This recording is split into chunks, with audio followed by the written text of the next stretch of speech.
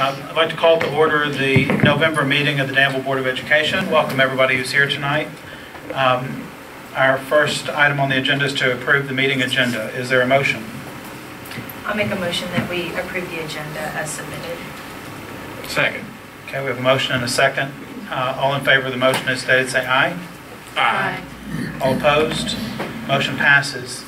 Next, under reports and presentations or board member comments, are there any board members who'd like to say anything tonight? Yeah, I would. This is a little different for me. Today's been a real tough day on me particularly, and I don't particularly know why because I didn't do anything. But I was thinking about my brother-in-law, John Arnold, who graduated in 1986 from this school. And many of you all knew him. I mean, there's several in the room here that did. He passed away at the age of 20 in 1987. He spent most of his school career in and out of the hospital, if you all knew him. And I met John when he was 10 years old. And my first meeting with John was at an Easter dinner at his parents' house. I was dating his daughter at the time, his sister at the time. And we were having a wonderful dinner, and all of a sudden John just collapsed at the table and was not breathing and had a very horrible asthma attack. And this is how he lived his life. So his father scooped him up, didn't wait for an ambulance, ran out the back door, ran to the hospital emergency room carrying him, and once again the hospital saved his life. So he did this for years and years and years, but yet everything I remember about John was there was nothing he couldn't do. And I'm talking to you students right now. He played soccer. He ran cross country. He was in the band. He went on band trips. He went on soccer trips. And there was nothing this kid could not do. So, All right, I think we're all ready to, is everybody online and ready to resume? We broke for a few minutes to have item 3C, which was our discussion with the SPDM councils and council members from Bate and Danville High School. And so now we're picking up with item 3D, which is the superintendent's report. Keith. If it's all right, I'd like to blend D and E because they are both fit tightly together, and that way it doesn't stand in the way of us doing the abbreviated version of Dancing with the Danville Stars with 3F. Okay. Want to mention a few things. This Thursday, Lisa Moman, who is our state resource support for focus districts, will be in town. We'll be able to talk to her about time support and systems by which she can provide coaching information and diagnostics for our middle and high schools. And looking forward to that conversation commencing. She has been someone that historically has had great success in these kinds of issues, and we know that tapping into her expertise will be of great help to us. Also want to mention the Kentucky School for the Deaf visit. As we look to expand partnership and relationship, I found that I was glad that folks were able to make time and see what was available. When you get an opportunity to look at how you can expand career pathways for high school students and do so in a setting that prioritizes the same thing that the Danville Schools does. All of the work there is project-based, with performance-based assessments, and done in a multi-language environment.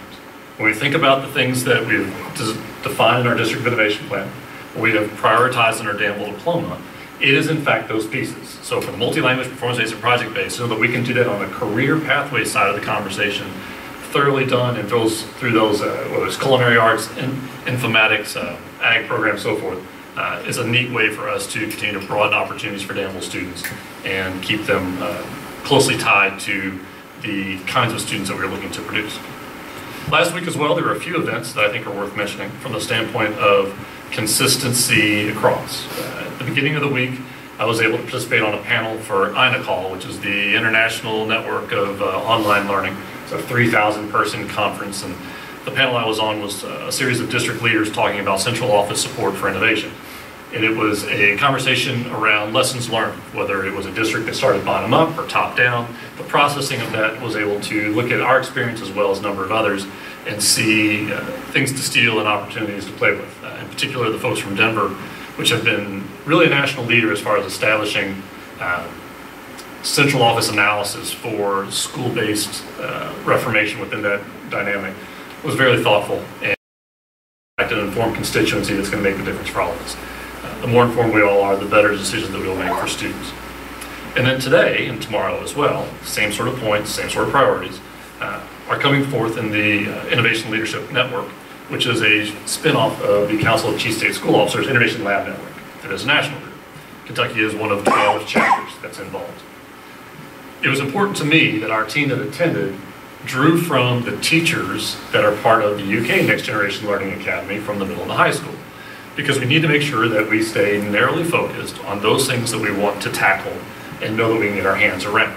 So by having those folks make the connection from the innovation work at UK and the innovation work at the state, which often are in the same realm, but at the same point in time, the ILN and UK are also looking for their own identities at the same time.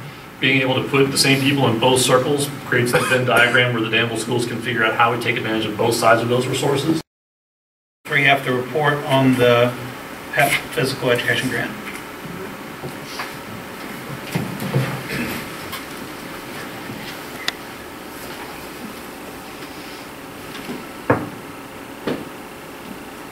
While we're getting switched over, Kathy's handing out a folder that has a lot of data and other things that you will also see on the PowerPoint as well.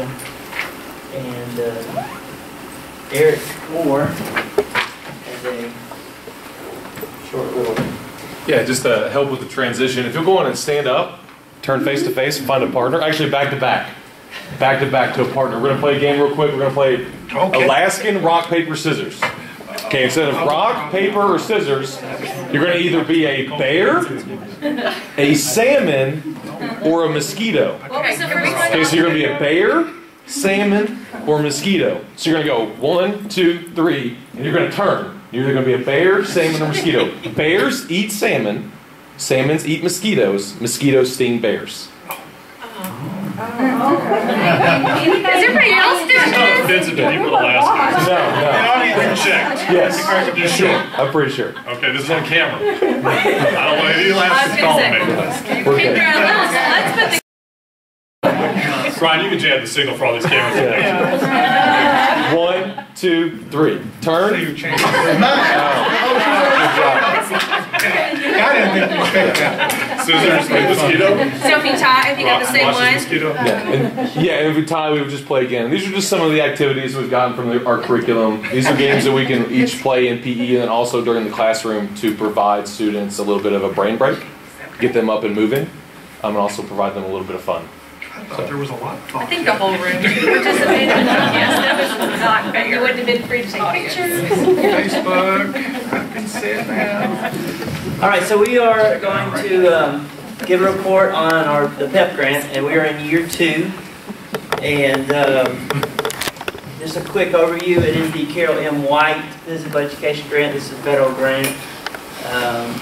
And you can see our year breakdown between the amount of money from years 1, 2, and 3 in the total. And then our physical education staff, and then our district staff. And we all work very well tight together to come up with different ideas. And first off, I just want to say Kathy has done a fabulous job keeping us organized. And this was kind of my idea, because in school you learn about these things like, man, that's a lot of money, that'd be awesome. I had no idea what went into it. And thank you, Kathy, for all your work, because you now know what all goes into it. So we do appreciate you. You know, why the PEP grant, and did, Danville need to change it? And so what did PE kind of look like at Danville before the PEP grant?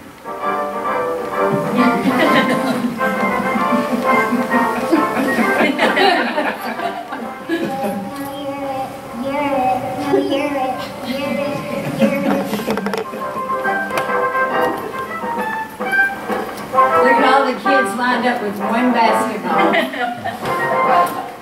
So we might have exaggerated a little bit. That was Mackenzie there playing in Williamsburg. But when I came 9 years ago, I was still using Mr. Reynolds' stuff that he bought from the 90s. And then we heard from Bate they had 3 basketballs, a 6th grade basketball, 7th grade basketball, and 8th grade basketball. And Pep Grant has given us a lot of equipment and money, but it's also given us a lot of training. And so, why is it important? Is there a need? And if you can tell, this is the United States, and those different colors are based on the BMIs and the obesity rate.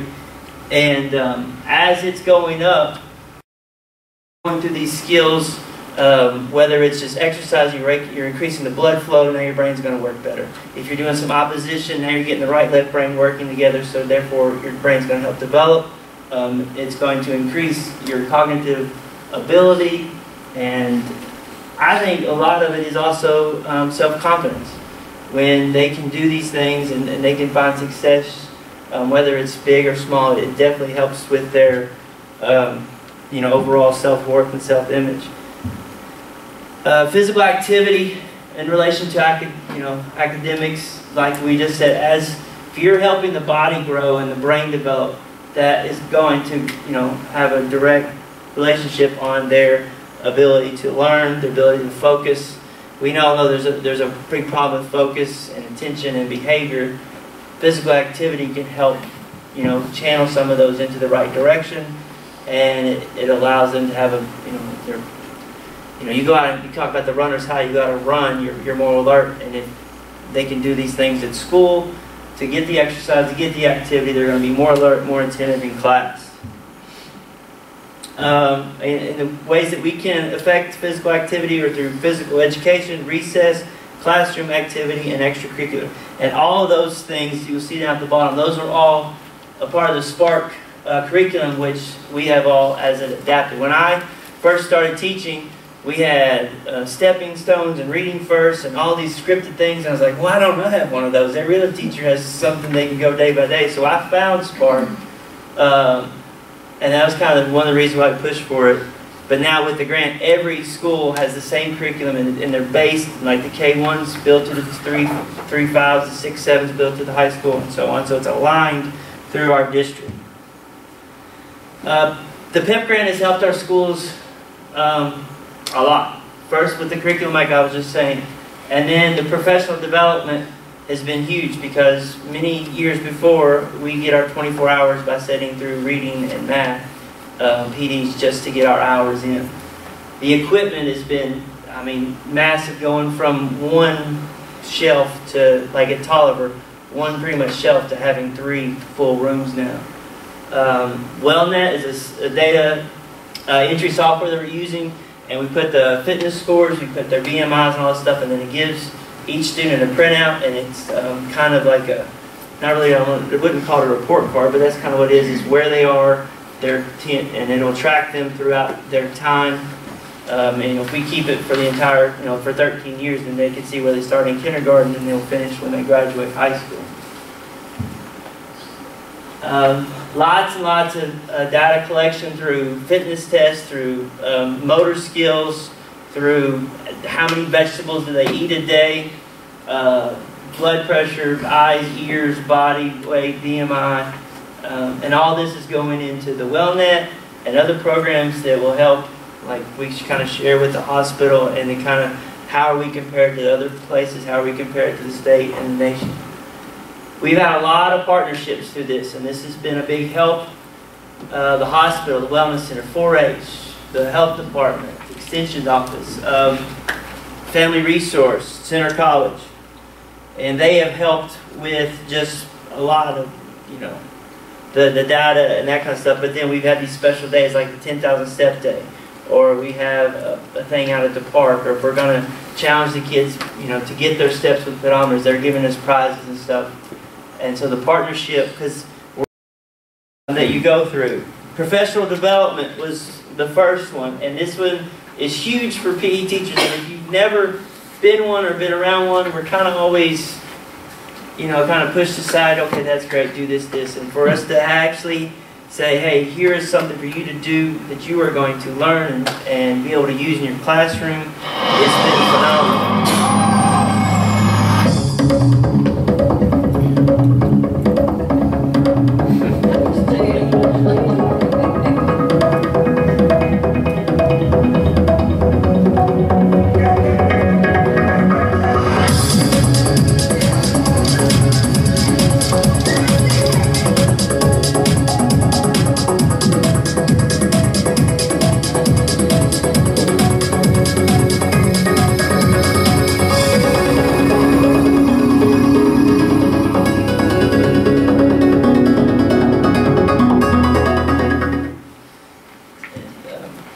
Through that you could see that we had Spark training where we would go to Flemingsburg and they would come here, or Judy and I got to go to San Diego, and you saw our pictures with the other teachers, so we did attend and we did go. I got to go to Seattle. Kayla and Candace and I went to Seattle to the national convention.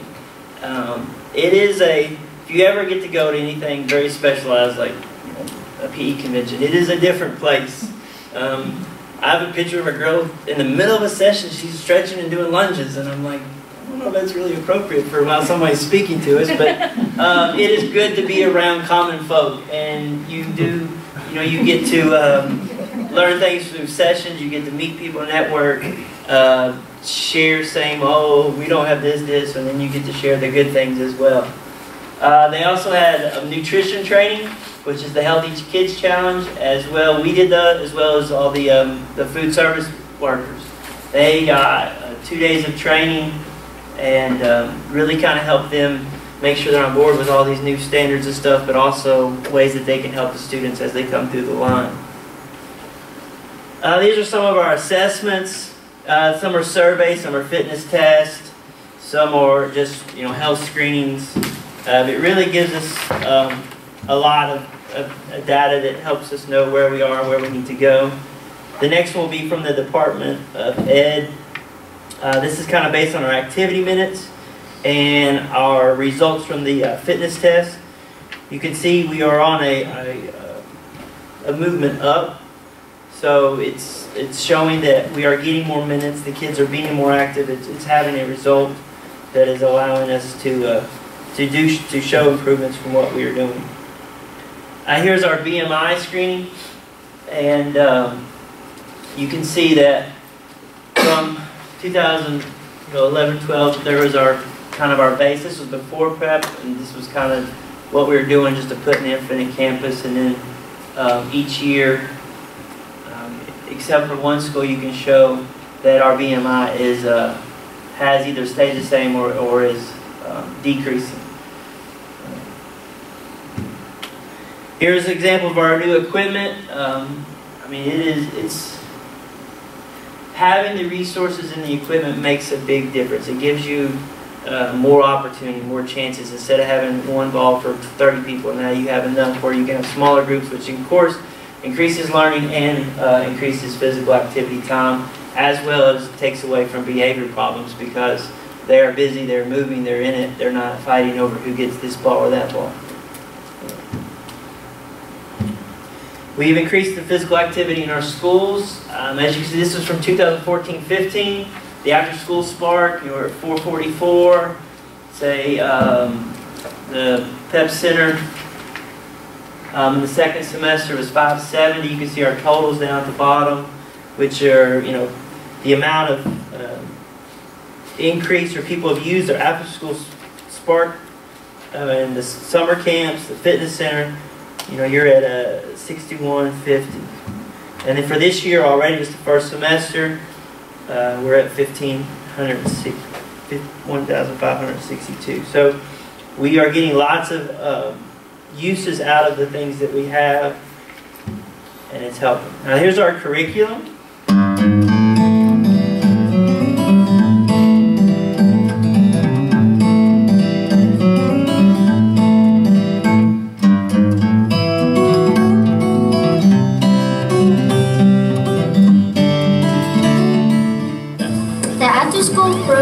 Is fun because you get to exercise and you get to be more active.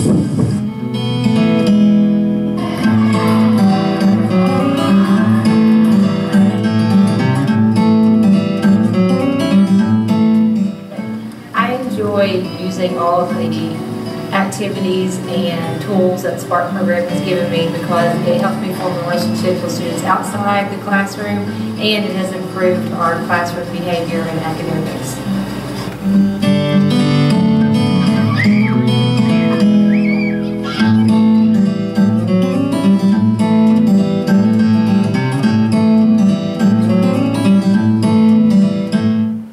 Heather was one of the classroom teachers that went through the ABC's professional development, and Eric says she uses it a lot, and she also does the after-school program. Then we have the Student Fitness Center.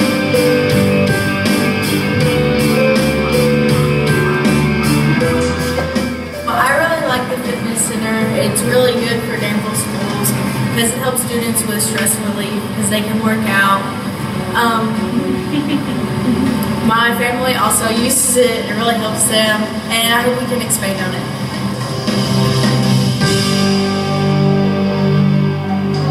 Having the fitness center is definitely an add-on to Judy's classes, because you can do so much of games in this, but this is a lifetime skill. We're learning how to use the equipment, how to come up with a program. I mean, once you move on. How many of you all played tag this week, right? But you might have went to the wellness center, okay? So this is a good connection. And then we have our staff wellness. We talked about the fitness center and how great it is for the staff here at the high school and throughout the district, and that we have had an increase in staff members every week who have used the fitness center with us after school 3 to 4 days a week. We've gone from 2 staff members up to 9 staff members just this week. So it's a great benefit for them because it's free of charge and it's here at work, so they can do it as soon as they get done with their students and school time is over. And it's also good for stress because it helps them to relieve some of that also. And it also lets them meet each other in a way that's not just directly talking to the students, but one another also for social time, which is also beneficial.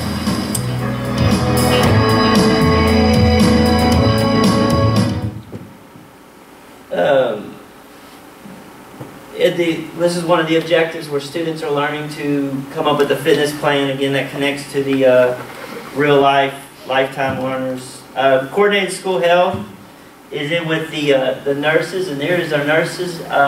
The amount of, kind of a log of what they do, from the assessments to sending home letters, doing the BMI, the vision screenings, checking their folders, and making sure all the health data is up to date and correct.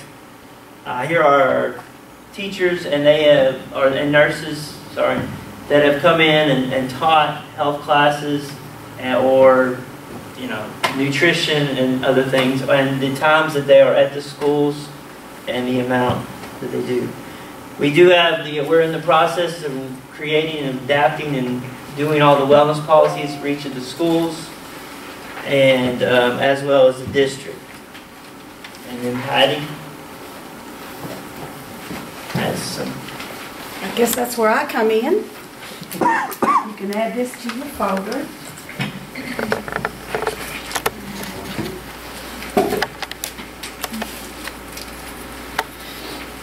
Thank you.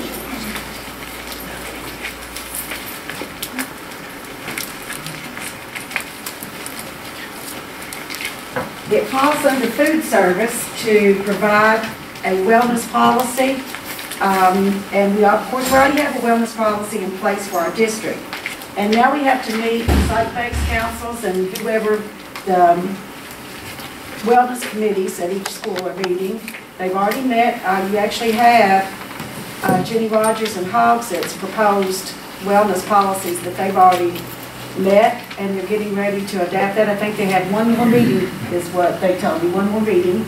We are having a meeting tomorrow where the public will be invited if they've got any questions. It was in the paper. But you see the first handout's the student welfare and wellness. This is our actual policy that's in place. Now, what I've worked on the most has been the recommendations. This has taken the existing wellness policy and trying to put some of these other things in. It's suggesting it. These are just suggestions and recommendations that perhaps maybe each of I'm hoping each of the wellness committees have looked at.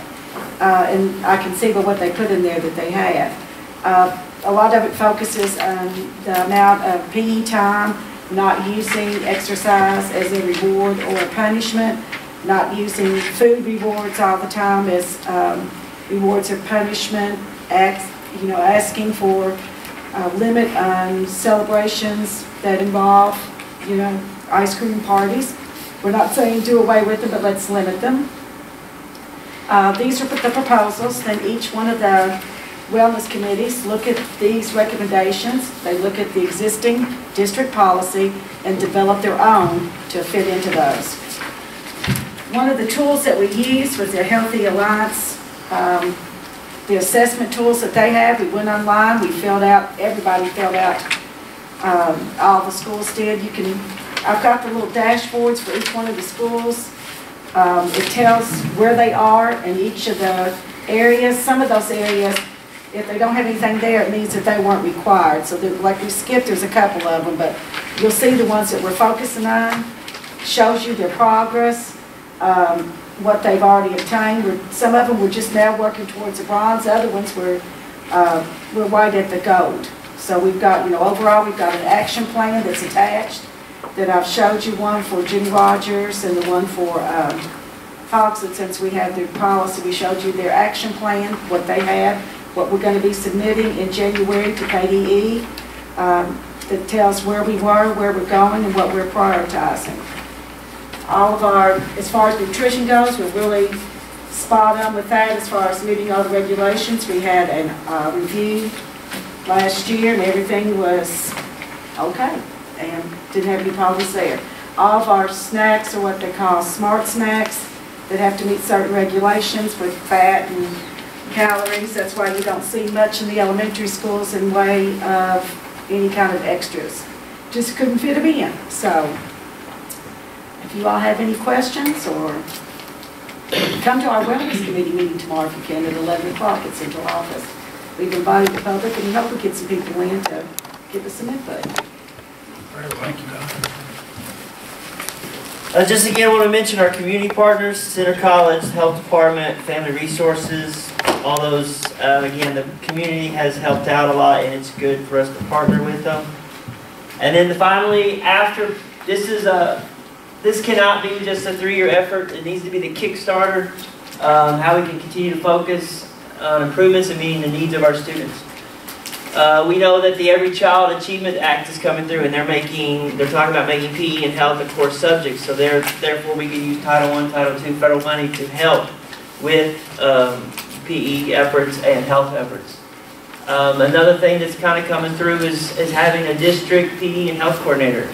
We have it for the Arts and Humanities, and Jane Dewey does a fabulous job, and we have a great Arts and Humanities program. And I think if maybe Danville would look at having a, you could call it wellness coordinator, a PE and health, somebody that can make sure that our needs are being met, help push areas that we need to grow, things we're doing well, that may be considered. We have to keep our community connections. It's a great resource, and it would be silly to let that go through.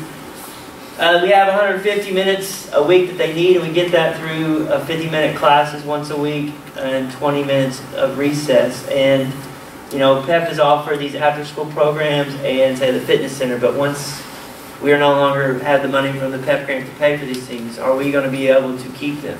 Are we going to be committed to offering these minutes to be made through, recess enough time, or maybe having a different type of schedule so we can get more physical education minutes? After the next year, I think Danville Schools really needs to continue what PEP has started, and we must continue to be focused and committed for lifetime fitness. I think, all means all, and we're there for every race and creed and color and learning style. But for Danville, does all mean all? We worry about the entire body. I think we do a great job with the cognitive, but are we all the entire body? Are we working on our emotions and our self-esteem? Are we focused on our fitness and our health? Because we are developing wonderful learners and leaders, but at 40 and 50, if they don't have this knowledge and this experience, are they going to have the quality of life to do what we've trained them to do? And so I think it's I think it's a great thing that we've started and we're doing. We just have to, once this big thing's over, just say, all right, that's good, now let's go on. I think we need to keep it rolling and keep it moving and even expand on it. And I was 4 minutes past my 20 allotted, but thank you all for your time.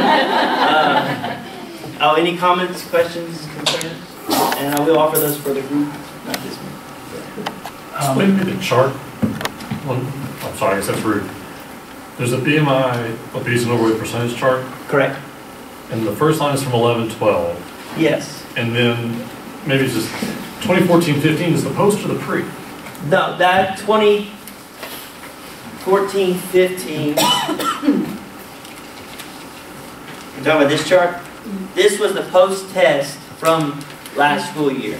This is the pre-test from this school year. Aha, so not, okay.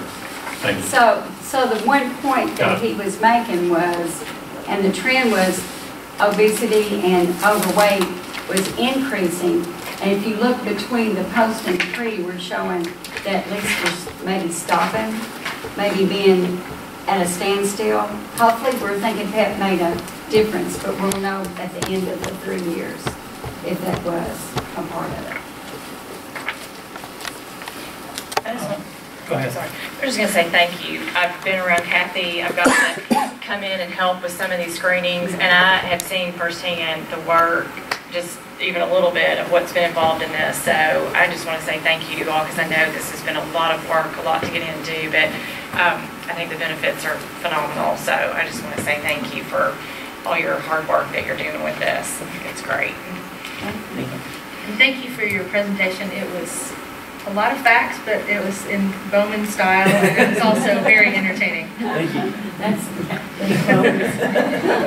And I just, I think that it's easy we get grants, things happen, and it would be easy to do just a simple kind of compliance report where you throw up a lot of numbers and tell us about all the rest. I just appreciate that you kind of make this really about a conversation about what we want for the future of the school district, what we want for the community, and what we do after year 3, because that's the other story that happens with grants. Not only do we do the compliance reports that we have to do, but they die, and a lot of what happens dies along with them. So I appreciate you guys framing this in the way that you did, of this is an opportunity for us that's given us something to really step back and kind of look at our program and what we have, and not just kind of sneak into the fitness room and look and be amazed at, gosh, we never could have done that without this.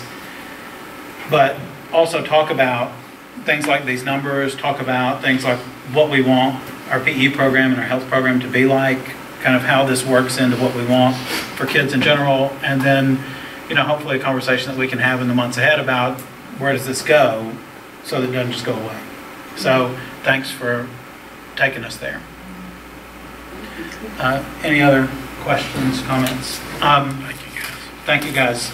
Next item on the agenda is our personnel report, which is just an attachment to the meeting materials, and everybody can review that. And if you have any questions or anything, those can be asked later. Next item on our agenda is item 4, reserved for the public. Is there anybody who'd like to address the board tonight? Last chance. All right, moving on. Next item on the agenda then is minutes of the previous meeting. Is there a motion? Sure. I move that we approve the minutes from October 12th, October 19th, and October 26th meeting minutes. Second. Okay, we have a motion and a second. Are there any questions? All in favor of the motion as stated, say aye. Aye. All opposed, motion passes. Next on the agenda is the finance report. Is there a motion? Make a motion that we approve the finance report as submitted. Is there a second? Second. All right, we have a motion and a second. Ms. Campbell. I just want to review a few of the variances on the Fund 1 financial report for you all. So when things look a little too big out of the way on over or under last year, it's just a good time to review. So on the revenue side, general property tax, we're showing $226,000 less than this time last year. And so the history behind that, last year we started collections about a week or so earlier. And so when looking at those deposits, it has made a difference in that monthly collection. PSC property taxes are up 82,000, and the cause for that is we had a big payment from Norfolk Southern in July, and they're doing some catch-up from prior year. But we also had a payment from Arivac for PSC taxes, which is a new one for us. So we're looking in on that one. We're glad to have the money, but I want to be sure that it's legit and it's not something that we'll eventually have to pay back. Who is that? Arivac, you know, the emergency okay. Arivac Right. system, Yep. so I'm not sure what they would have in the way of PSC taxes. Okay. And then the large variance on the SEEK. Our first quarter is based on estimated SEEK forecast, so we're up 102,000 over this time last year. And then they'll steady that out after second month growth. And then over on the expenditure side, there were just three that I wanted to point out. On student support services, we had a variance of 27,000 over this time last year. And we recoded where some salaries were placed in the chart of accounts structure. District admin support, we were over $29,000. This time last year, we had a $38,000 refund from unemployment that got coded there. So if it hadn't been for that refund, we would be really close. And then on student transportation, we were over $114,000, and that's due to the bus purchase that we made in October. So just to help you understand a little bit of the differences and why. Any questions on that? Any questions? We have a motion and a second to approve the finance report as submitted. All in favor of the motion as stated, say aye. Aye. All opposed? Motion passes. The next item is payment of invoices. Is there a motion?